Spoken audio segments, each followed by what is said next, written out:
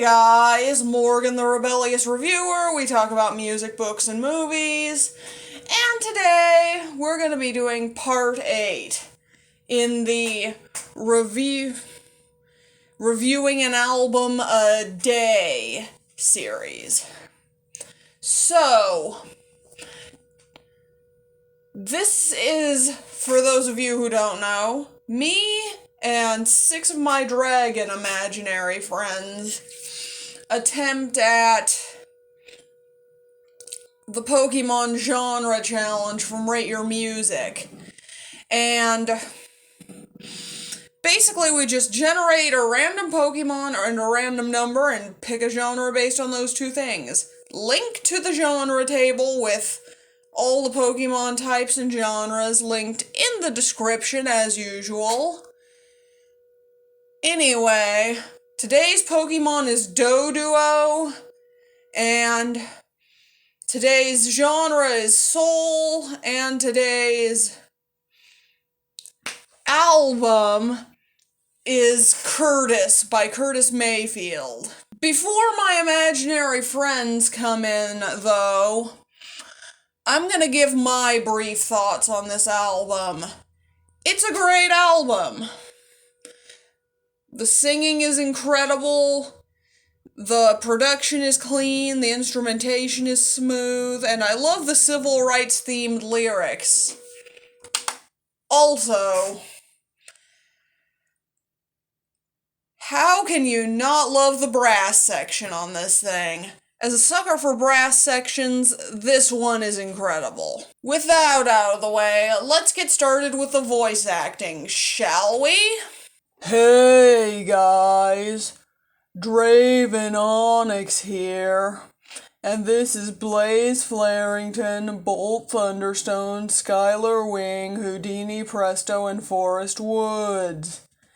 Today is my turn to pick, and I got a genre that I don't particularly like, that being soul.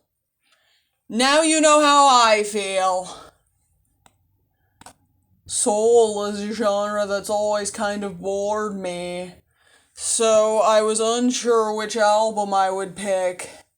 After scouring the Rate Your Music charts briefly, I found today's album, Curtis by Curtis Mayfield, which intrigued me because of the song titles.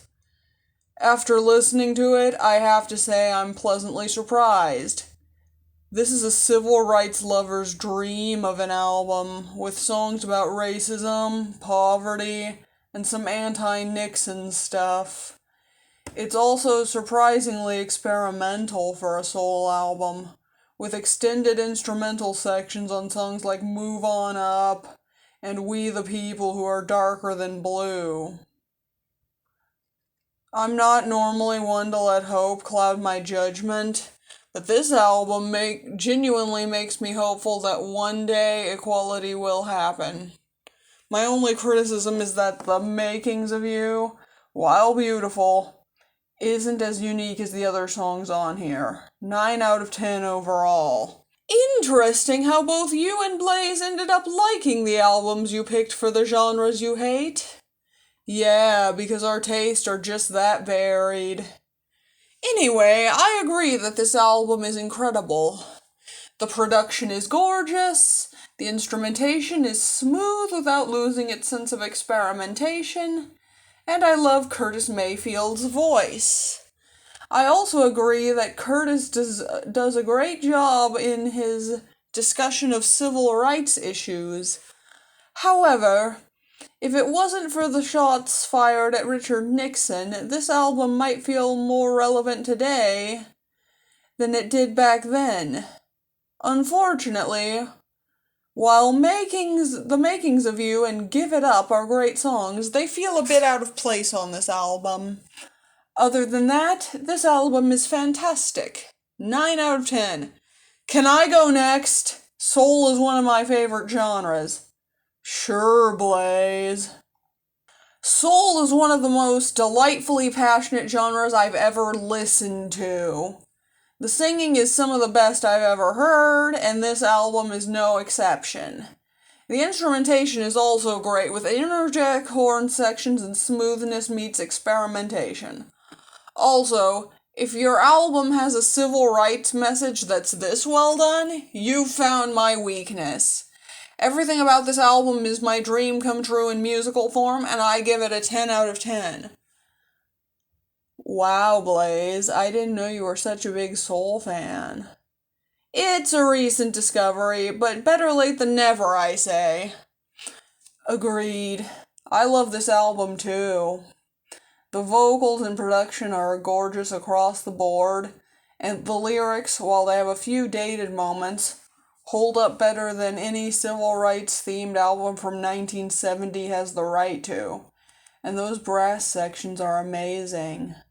I also like the balance of slower, more soulful cuts with energetic funk-leaning songs. Every single song is amazing, and its flaws can be explained by it coming out in 1970.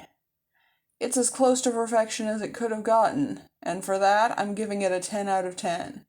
Hell yeah, Forrest! I wouldn't go as far as you two, but I enjoyed this.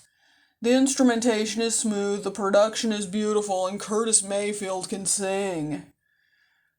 Move On Up in particular is the best song on the album. Also, I agree with Blaze that any album with this well executed of a civil rights message is automatically getting several points in my book. I haven't listened to much soul, but I may need to check out more after this. 9 out of 10. Wow. This episode has been very positive so far. Now, let's watch Bolt ruin it. Actually, I loved this album. I agree with Draven that soul usually isn't my thing, but this was incredible.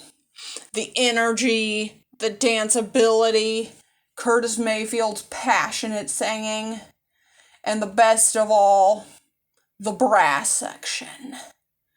Make this an amazing listen. Also, yeah, the civil rights messages combined with the triumphant instrumentation make me want to throw my fist in the air. If it wasn't for The Other Side of Town and The Makings of You not being as interesting, this would be a 10. As it is, 9 out of 10. Wow, thank you for not ruining it, Bolt. No problem. Now, Skyler, it's time to declare me the winner of this week so far. According to my calculations, this album got a combined 56 points out of 60. Not only is that the highest score of this week, it's the highest score of any album we've reviewed yet. The second best was when I picked Huascaran by Fermata, which got 54. Good job, Draven. I have a feeling this one will be hard to top this week. I hope you're right. Anyway, tomorrow will be either Bolt or Blaze's turn to pick, depending on a coin toss. Now, let's throw it back to Morgan. And that's my video. Don't forget to comment, like, and subscribe. I'm Morgan the Rebellious Reviewer, and I'm out.